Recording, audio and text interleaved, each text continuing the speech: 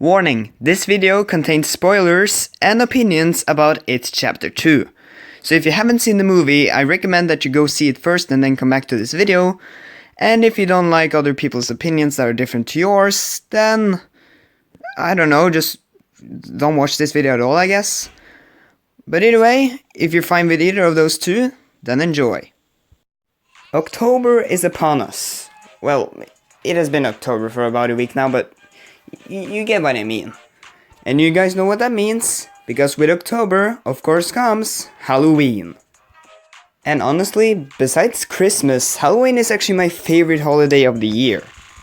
I just love everything about Halloween, from the spooky aesthetic, to the candy, to the decorations, to all the creative costumes people come up with. Well, that last one can be up for debate. Like, seriously, what on God's green earth are these? But either way, so I decided that, hey, why not, in the month of October, why not make some horror movie reviews? And what better movie to review than the anticipated sequel to It 2017, It Chapter 2. However, before I start giving my opinions on this movie, let me just tell you real quickly what I think of the 2017 It movie. I think it's really good, actually. I think it's still to this day a very solid 8 out of 10, even though it has been kind of a long time since I've seen it, but from what I remember it was actually pretty good.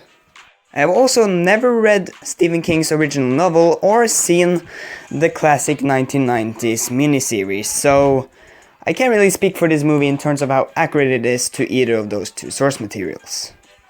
But what I can do is talk about the movie itself.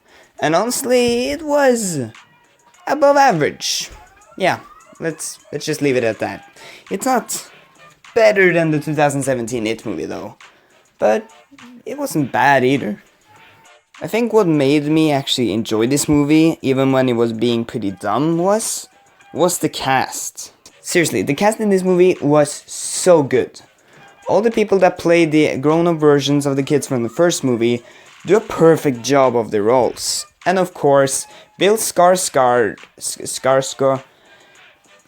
you see, here in Norway we pronounce it Skarsgård, because that A with the circle over it is pronounced like O, but it seems like everywhere else people just call him Bill Skarsgård, so that's what I'm going to be calling him for this video.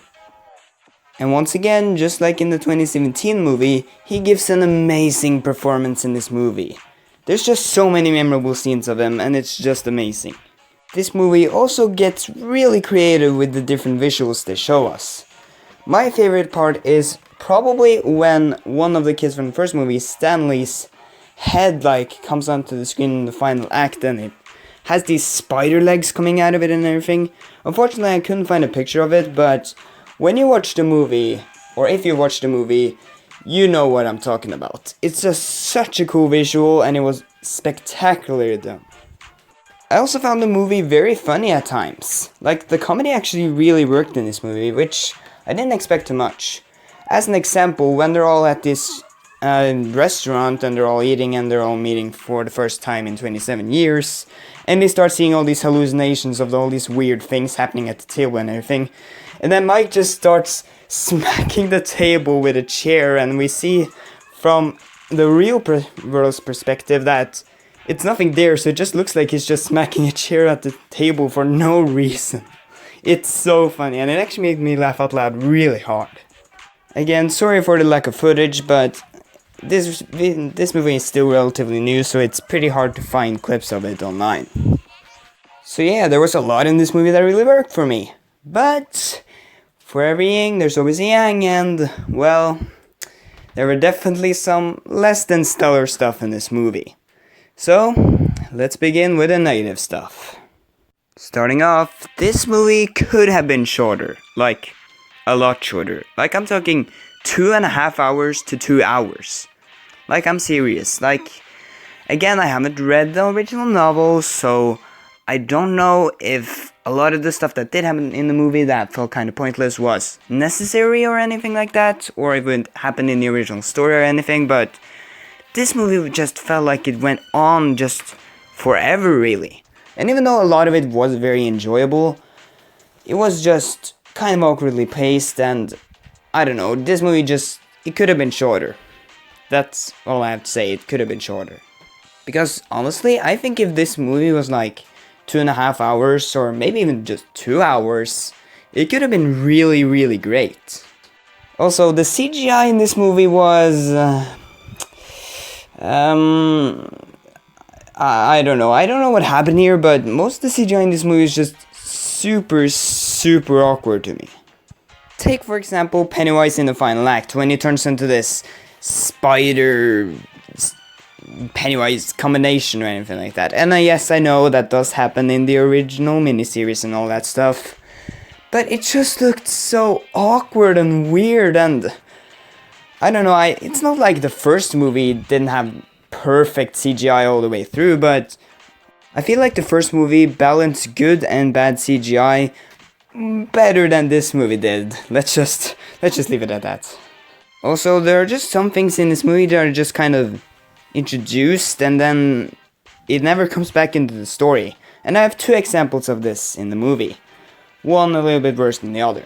First off, in the start of the movie we have this gay couple getting beaten up and one of them getting tossed into a river by this gang, and yeah, it was a very shocking and very powerful opening scene, but the thing is that we never see any of these people again in the movie, or maybe we did in the background or something and I just didn't see them, but I don't know, I just felt like that was kind of weird. It just kind of felt out of place because of that. Again, it was a very effective opening, but it was just kind of weird that they never really, at least acknowledged anything about it afterwards.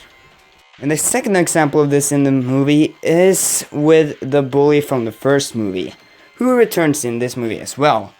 Yeah, I don't remember his name and I don't really want to look it up.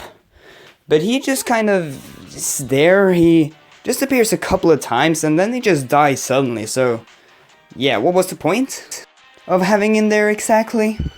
So all in all, despite its flaws, I still think this is a passable movie that you should give a watch eventually. It's not as good as the 2017 movie, and there's definitely a few kinks to work out, some bigger than others. But still, I did fairly enjoy this movie, despite its long runtime. And yeah, all in all, I think I'll give this movie a 6.5 out of 10. A decent horror movie that was worth the watch.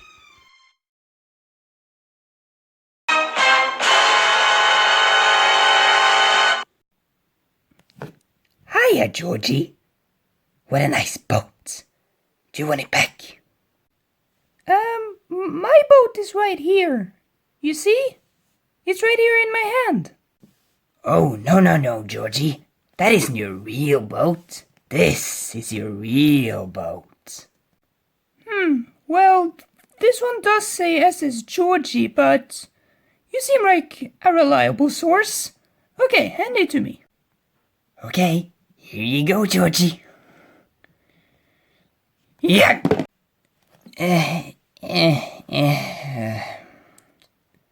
Huh?